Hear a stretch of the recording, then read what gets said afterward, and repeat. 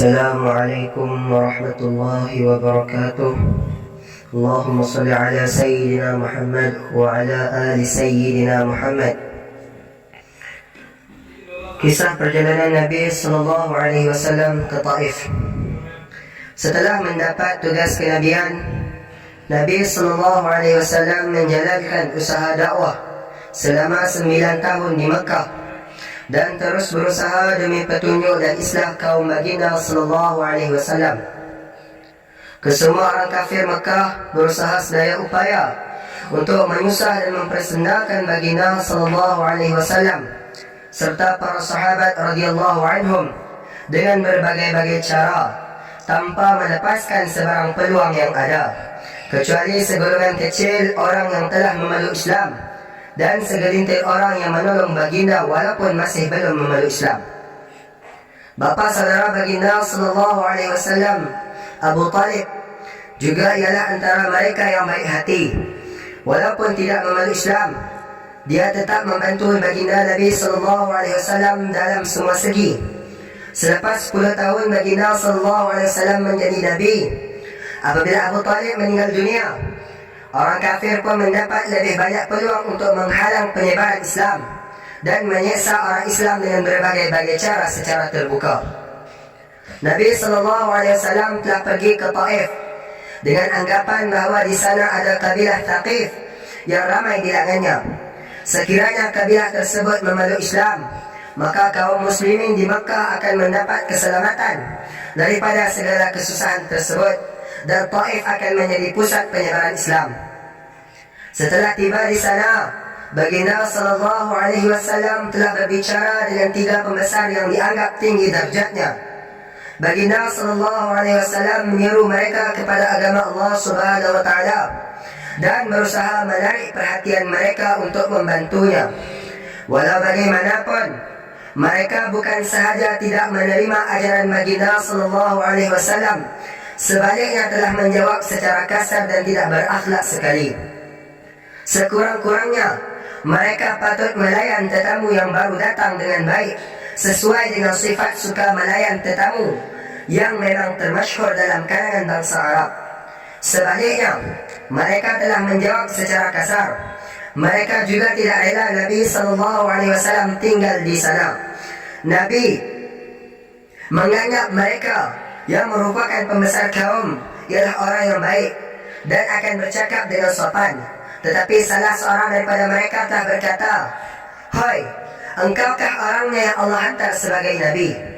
Yang kedua berkata, "Tiadakah orang lain daripada engkau yang Allah temui untuk diutuskan sebagai Nabi?" Yang ketiga berkata, "Aku tidak ingin bercakap dengan engkau, kerana kalaulah engkau sebenarnya Nabi, sebagaimana didakwa, maka tidak layak untuk orang seumpama aku bercakap-cakap dengan engkau. Sekiranya engkau seorang pendusta, aku tidak ingin bercakap dengan orang seumpama engkau."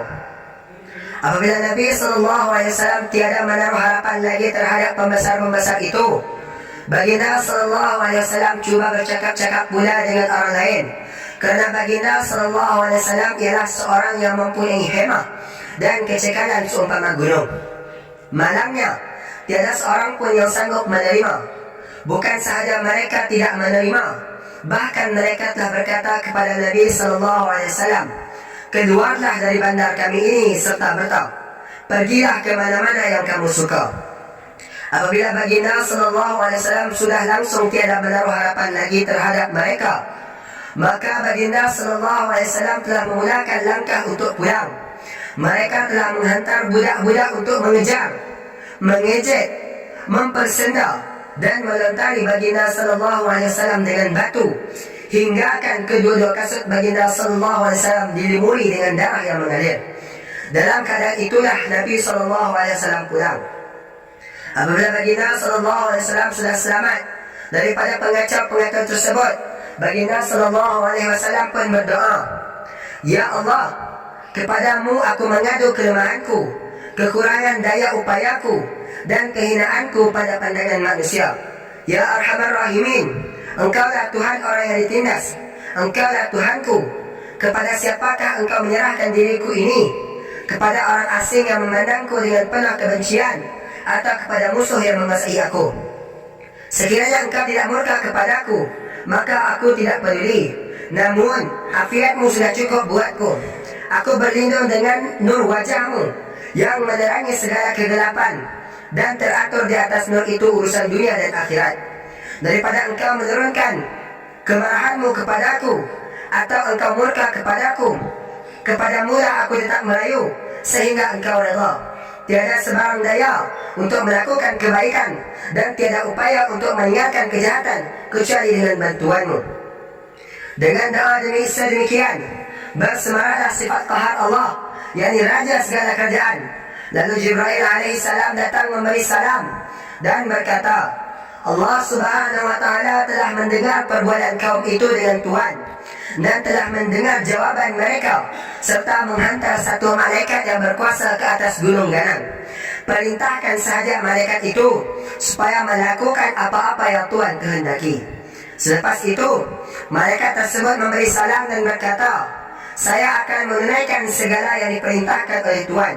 Sama ada diperintahkan supaya saya melagakan bukit bakau di kedua-dua arah yang akan menyebabkan mereka semua akan hancur, atau apa-apa sahaja hukuman yang Tuhan tetapkan.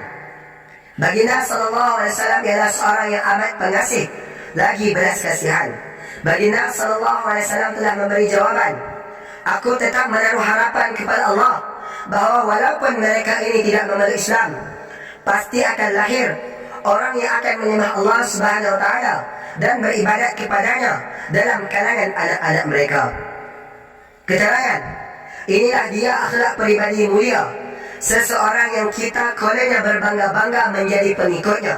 Sebaliknya, apabila kita sendiri mengalami sedikit kesusahan atau kita dilempari dengan kata-kata kesat, kita akan menjadi sebegitu marah sehingga kita menaruh perasaan dendam yang tidak padam-padam seumur hidup kita terhadap orang yang telah menyakiti kita.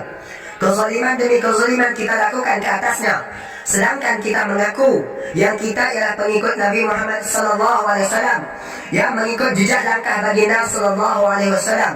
Setelah menanggung kesusahan dan penderitaan yang sebegitu dahsyat, baginda SAW sendiri tidak pun mendoakan keburukan kepada mereka, dan tidak juga mengambil sebarang tindak balas.